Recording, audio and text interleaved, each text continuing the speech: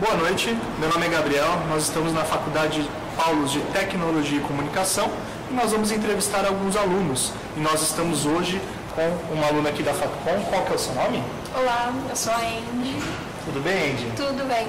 Então tá ótimo. Qual que é o curso que você faz aqui na faculdade? Publicidade e propaganda. Certo. Você trabalha hoje em dia, Andy? Sim, trabalho. E o que você faz? Eu trabalho como estátua viva, artista de... E você participa de algum programa de bolsas de estudos? Sim, aqui na Facom. A bolsa que eu consegui ela é filantrópica.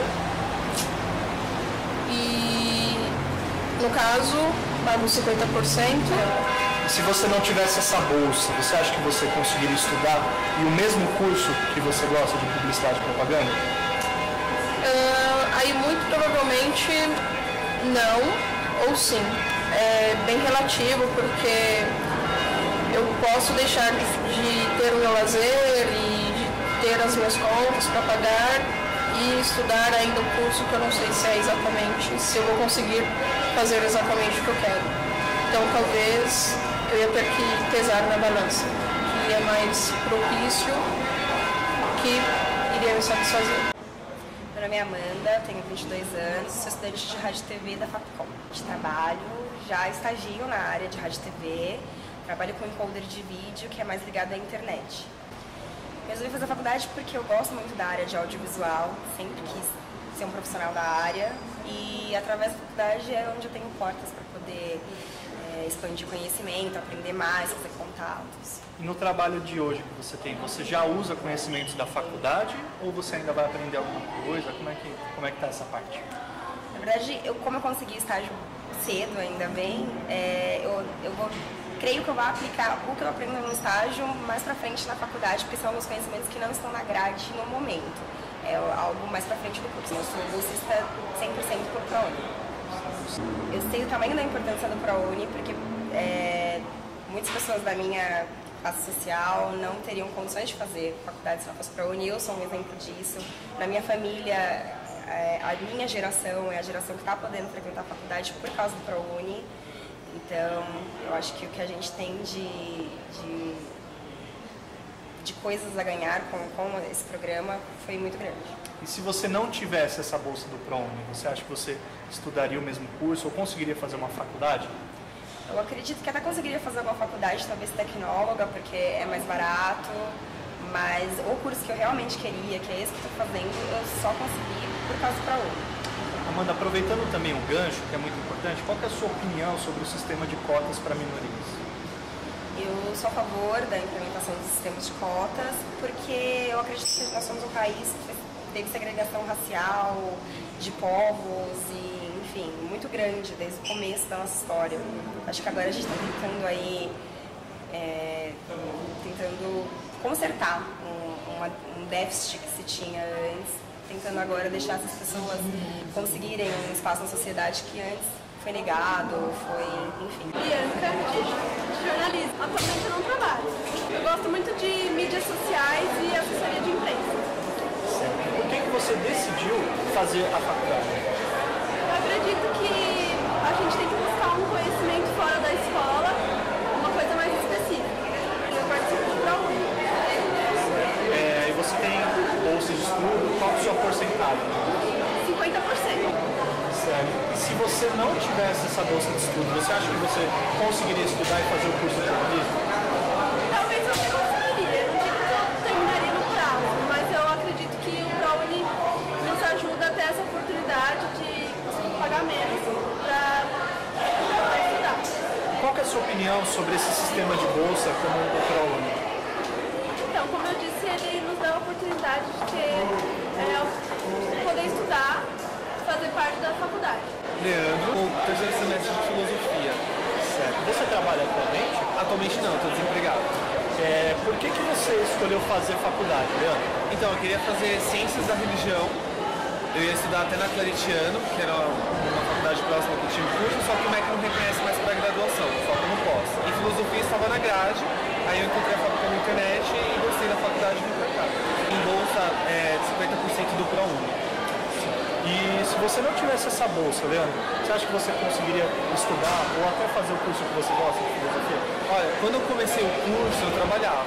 Então, eu ia me dedicar mesmo para pagar todo o curso, então eu teria iniciado. Agora, não sei se eu conseguiria me manter até hoje. Qual a sua opinião sobre o sistema de cotas para minorias? Cotas você se refere a negros, somente Negros, índios e afins. Eu sou contra, totalmente contra. Eu não gosto dessa ideia de cotas, porque já dá uma certa ideia de preconceito e eu acho totalmente desnecessário. Nome? Henrique Silva, Qual curso que você faz, Henrique? jornalismo, terceiro semestre. Perfeito. E você participa de algum programa de bolsa de estudos? Sim, eu sou do ProUni, aqui na faculdade. Como que você conheceu? Como que você conseguiu esse desconto? Então, eu entrei primeiramente com o desconto de filantropia na faculdade mesmo, e como as bolsas do ProUni na faculdade não foram todas alcançadas pela galera que se candidatou no ano que eu entrei, acabou sobrando e me convidaram para participar do ProUni, 50% do mesmo valor e não mudou nada, só assinei lá para entrar no ProUni e foi assim. E você acha que você conseguiria fazer a faculdade se você não tivesse a bolsa do ProUni? Acho que seria difícil, o valor com o ProUni já é quase R$500, sem o ProUni seria praticamente R$1.000 e seria bem mais difícil para conseguir pagar. Sem trabalhar já é um sacrifício, imagine se fosse a mensalidade integral. E para finalizar aqui, emendando um contexto, qual que é a sua opinião sobre o sistema de cotas para minorias?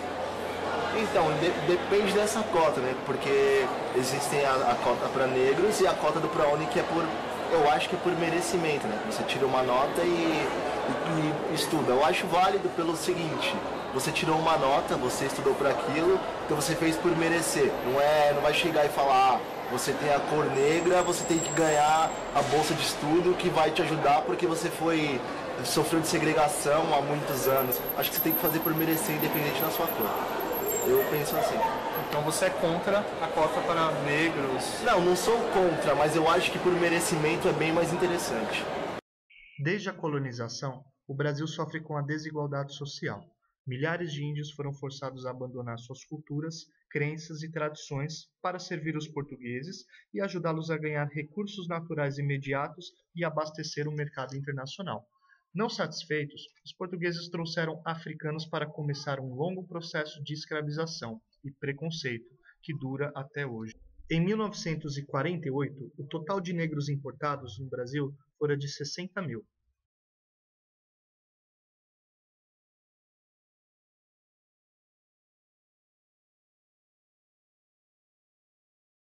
É interessante a gente retratar, então, o Brasil de modo rural, né?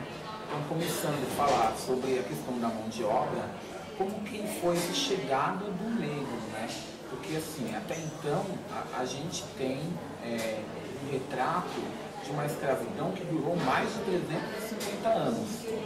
E, a princípio, foi um projeto tão arquitetônico que, se nós observarmos, que foi trocada a mão de obra do índio pela mão de obra do negro, né? E eles vinham para cá em condições precárias. E um fato interessante que chama a atenção, lendo ali os livros, tanto do Caio Prado como do Sérgio Duarte de Holanda, é a questão de como esses negros eles eram captados para serem atraídos aqui para o Brasil. Há relatos históricos de que eles eram atraídos de várias partes da África diferentes, né? Para que eles fossem separados pela língua, que eles não tivessem esse contato, para que eles não fizessem aquelas mesmas rebeldias e revoluções ali que os índios tentaram fazer ali com os portugueses. E quando a gente fala do negro no Brasil, a gente fala dele chegando aqui, né, fora da sua cultura, sem preparação para convívio com o índio e com o português. E a gente também tem que se apropriar da ideia de que o negro ele foi tratado como coisa. Então, quando ele chega aqui, ele só serve para trabalhar na fazenda ou carregar peso. De maneira nenhuma é cogitada a possibilidade de trabalhar o intelecto do negro, a sua formação e a sua contribuição na sociedade. O Caio Prado vai citar uma frase que é muito interessante, que ele fala que se o negro tivesse sido tratado de maneira diferente na sociedade, ele teria um outro papel. O que a gente também pode, o que é importante colocar, que antes de existir a abolição, houve fatores que provocaram o atraso intelectual da sociedade. Um desses fatores foi que a fazenda constituía toda a cidade, assim, a fazenda era a cidade. Então tudo acontecia dentro da fazenda. Então a fazenda ela era autossustentável. Então lá dentro a gente tinha o negro que sustentava a mão de obra, cuidando de animais, fabricando móveis, fabricando ferramentas. Os animais, né, que sustentavam as famílias. Então aí a gente também tem a figura patriarcal, que aquele patriarca sustentava não só a família dele de sangue, mas também todos os seus criados. E isso fez com que a nossa civilização urbana demorasse a se desenvolver, porque a vida era na fazenda, não na cidade. E as pessoas vinham na cidade para acontecimentos históricos, datas importantes. Isso teve sim a sua contribuição isso teve a sua contribuição negativa para a sociedade, porque não houve preocupação de instituir instituições de ensino que pudessem formar cidadãos. O negro nunca foi visto como um cidadão, ele era coisa. E o que nós temos na escravidão é um período onde não houve uma evolução. O negro foi sempre tratado de maneira rudimentar, pela violência. E quando houve a Lei Áurea, ele simplesmente foi lançado à sociedade sem nenhuma preparação. Então aquela mesma estrutura que existia antes continuou, se perpetuou. Então o negro não teve a oportunidade de estudar. Então não tendo a oportunidade de estudar, ele não teve a oportunidade de se inserir na sociedade. E ele passou a viver à margem. O Caio também cita isso, né, que começou antes de... Quando o negro ainda estava na fazenda e estava trabalhando também nos serviços domésticos, também tinha os vadios, que começaram a viver à margem da sociedade, eles não se inseriam na sociedade. E quando houve a Lei Áurea, isso se expandiu e ficou de maneira muito maior, porque você teve um número maior de negros inseridos ali, jogados na sociedade, que não tiveram para onde ir e não tinham como ser absorvidos. É até importante também destacar, né, essa passagem mesmo do fim da escravidão, né, a abolição, ela também vai trazer os imigrantes que vão ocupar o serviço braçal feito pelos negros, porque até então os fazendeiros não contratavam, né, esses ex-escravos para trabalharem nas suas lavouras, nas suas fazendas, e isso vai fazer mesmo com que o negro perca um grande espaço ali dentro da sociedade que ele já não tinha, né? Ele já não tinha esse espaço e ele não conquista esse espaço. Quando é o momento dele conquistar esse espaço, ele não vai conquistar. O Caio Prado vai citar que a pessoa de pele negra, ela não tinha esperança de inserção social. Então, se ela fosse mais clara, ela teria até essa esperança, mas se ela fosse negra ou mulata, ela não teria essa esperança. No Rio de Janeiro, então, dá até para citar melhor, né, a questão também da criação as origens, né, dos morros cariocas, né, porque eles não tinham espaços, né, então eles começaram a migrar também para os morros cariocas. É interessante essa passagem. Eu acho importante a gente ressaltar a falta de estrutura que teve tanto na história mesmo do Brasil, né? Então acho que essa parte, a falta de estrutura é a palavra certa. Não tinha estrutura quando os índios não tinham estrutura quando os portugueses chegaram no Brasil. Então eles não conseguiram manter suas culturas, suas tradições. Eles foram tomados pela violência, pela imposição dos portugueses. Depois que os portugueses viram que os índios não tinham capacidade física para aguentar as horas de trabalho, eles foram atrás dos africanos. Da mesma forma, os africanos não tinham estrutura, nem na viagem, nos navios negreiros, eles eram muito maltratados, muitos morreram. Quando chegaram aqui, não tinham estrutura novamente para se socializar, não tinha como se especializar para trabalhar, eles não tinham intelecto, eles eram semi-bárbaros praticamente. E também não tinha estrutura de novo quando começou o desenvolvimento da economia nos engenhos. Ou seja, a sociedade brasileira naquela época ela era dividida em duas partes. Ou era europeu e fazia parte da cúpula, ou você era negro e escravo. É interessante esse ponto de vista, Gabriel, até porque os portugueses eles não davam estrutura para que os negros, né, tivessem oportunidades, porque a intenção de Portugal era simplesmente fazer do Brasil uma colônia, né? A economia não existia praticamente para o Brasil, né? Aqui era uma terra onde somente queria se explorar a todo tempo. Então, a mão de obra do negro caiu como uma luva, né? Então, eles não tinham que pagar pelo serviço e ainda utilizavam todos os recursos, principalmente os recursos naturais, que eram vendidos aí no mercado internacional. Como não existia essa vida fora da fazenda, isso foi um fator que contribuiu para o atraso do Brasil. E o Caio vai citar que, cronologicamente, o primeiro instituto de ensino superior que existiu no Brasil foram os seminários. É a questão, né, que foi até os próprios portugueses, mesmo eles não pensavam mesmo em construir instituições, né, aqui no Brasil, até porque para eles mesmos eles tinham que sair do Brasil e estudar em Lisboa, né? Então para eles não interessavam muito essa questão de construir instituições, formar uma sociedade. A questão aí aquela visão que o Brasil sempre foi visto como um país para se extrair e não para se desenvolver. Então essa visão se perpetuou, porque foi quando eles chegaram aqui que eles tiveram essa visão de não desenvolver, mas extrair, e continuou. E foi continuando, não teve a visão de fazer com que eles tivessem progresso aqui, mas sempre de extração, extraindo sempre o que pudesse extrair do país, mas não providenciando e nem promovendo o seu crescimento. Está aí uma das grandes causas, então, né? Todos esses conflitos são causas aí que vão trazer as nossas heranças culturais para os dias de hoje. Não sei se vocês concordam. E fica claro também que o interesse econômico sempre foi primazia. Ou seja, como a Ana disse, não teve um interesse em desenvolvimento intelectual, desenvolvimento de especialização para se trabalhar.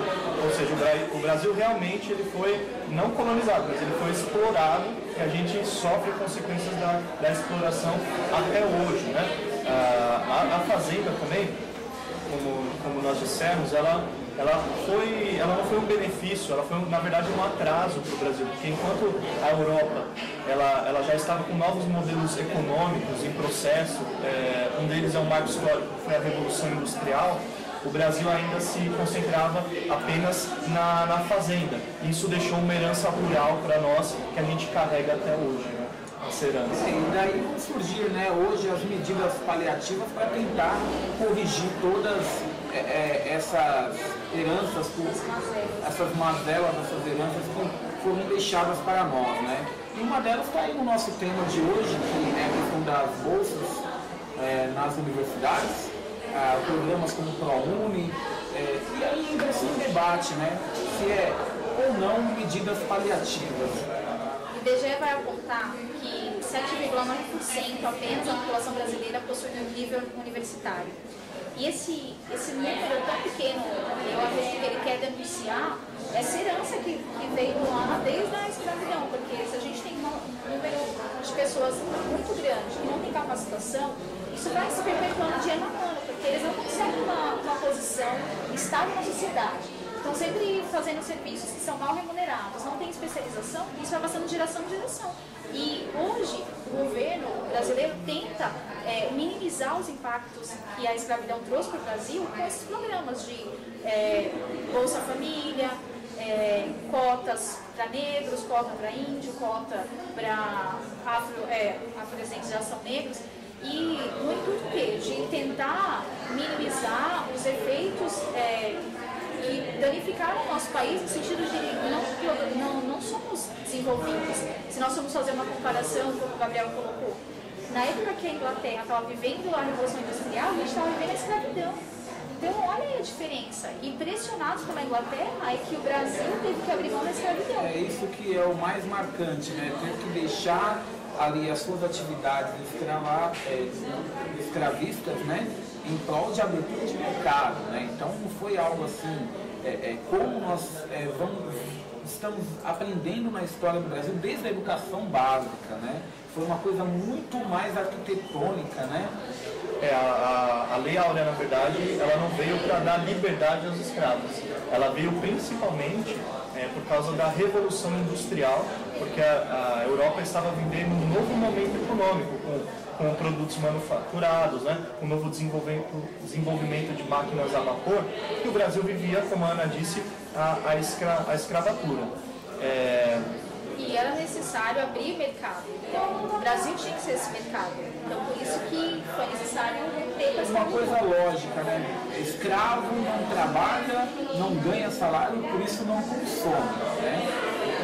E aí um ponto-chave, né? Os escravos, enquanto eles moravam nas fazendas, ficavam nas senzalas, depois da Lei Áurea, proclamada em 1888 pela Princesa Isabel, eles não tinham, na verdade, para onde ir. Então, a sociedade, ela não tinha uma estrutura pronta, é óbvio isso, né, para abrigar os escravos. E aí começaram a surgir os problemas sociais que a gente vive até hoje. Então, esse é um ponto muito importante. E quais são esses problemas sociais? Os negros, eles começaram a morar aonde? Nas regiões periféricas. E aí começaram a surgir as favelas, as comunidades que a gente tem hoje em dia, né? E se a gente pensar mesmo nessa questão agrária, até mesmo na literatura, né, nós podemos observar tais denúncias, né? Euclides da Cunha, na sua obra, o livro Os Sertões, ele que já relatava ali a Guerra de Canudos, né, na cidade de Belo Monte. Então ele já fez aquele relato, né, das pessoas que migravam, talvez até por um fanatismo religioso, por uma falta de inserção do sertanejo na sociedade, e também pela questão agrária, né? Nós vamos observar em Eldorado dos Carajás, há 10 anos atrás aproximadamente, um conflito como o que houve nos Sertões, né, em Belo Monte, com a polícia sempre justificando que agiu em legítima defesa e os movimentos sociais aí lutando para encarar os seus direitos aí perante a política social brasileira. Como o Brasil não tinha a estrutura na época, então o país teve que começar do zero, né? Então o que a gente vê hoje, os programas de bolsas, de estudos, de cotas, são na verdade reparadores de atos antigos que a gente acaba vivendo hoje em dia, que essa geração na verdade ela acaba sofrendo. Então antigamente, no início do século XX, onde começaram as expansões das universidades no Brasil, estudar era muito caro. Então só estudava quem tinha quem tinha dinheiro, né? Essa é a realidade, só estudava quem tinha poder financeiro. E ao passar dos anos, isso foi mudando um pouco. O Brasil viu que para se desenvolver precisaria de mão de obra qualificada, precisaria de gente especializada para o país se desenvolver economicamente, né? E hoje em dia nós temos esses programas de bolsas de estudos como o ProUni, como cotas, que auxiliam a população, quando na verdade a educação, que está afirmada na Constituição, deveria ser um direito a todos, e não apenas algo separado para algumas pessoas. E nós vamos ver, né, até no depoimento agora do mestre e professor de comunicação Wagner Belmonte, ele vai retratar muito bem essa questão, que o problema parece ser maior, né? Vamos ver um pouquinho no vídeo.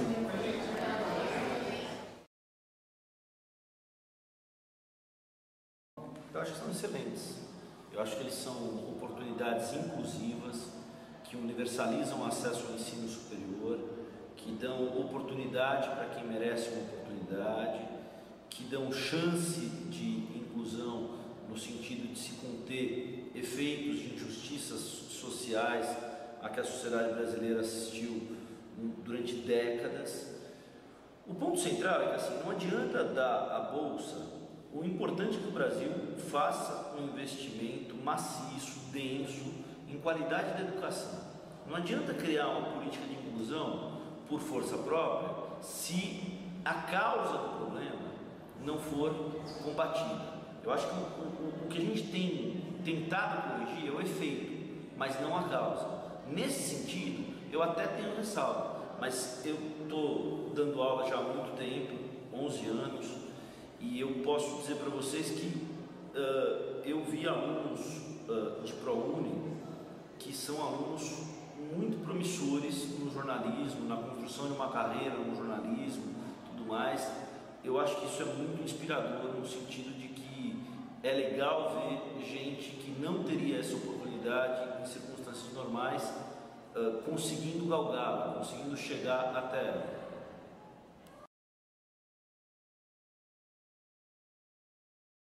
Eu não tenho opinião formada. Olha, eu já ouvi gente de várias coisas. Esse assunto, cotas, eu não me sinto. Eu estou dizendo o seguinte: eu me sinto uma pessoa, com base na vivência que eu tive nas classes, eu me sinto uma pessoa preparada para falar sobre o ProUni, sobre o efeito do ProUni, sobre a causa e o efeito, qualidade de educação, aquelas questões todas. O aluno que chega num curso superior colocando crase antes de verbo, cometendo erros graves de ortografia e tudo mais, mas existe um papel social de universalização ao ensino superior que o ProUni contempla, e é nesse sentido que eu acho que ele tem uma proposta, que ele tem um viés muito interessante, inclusive do ponto de vista ideológico. Sobre cotas para negros nas universidades, cotas para minorias, eu particularmente não tenho elementos claros, não sou um estudioso disso, eu não tenho elementos palpáveis pelos quais eu me sinta seguro para opinar sobre esse assunto. Eu não estudei esse assunto na sua dimensão, eu vi argumentos muito favoráveis e muito contrários à política de cotas, e eu prefiro me abster por não ter conhecimento para dar uma opinião a respeito disso.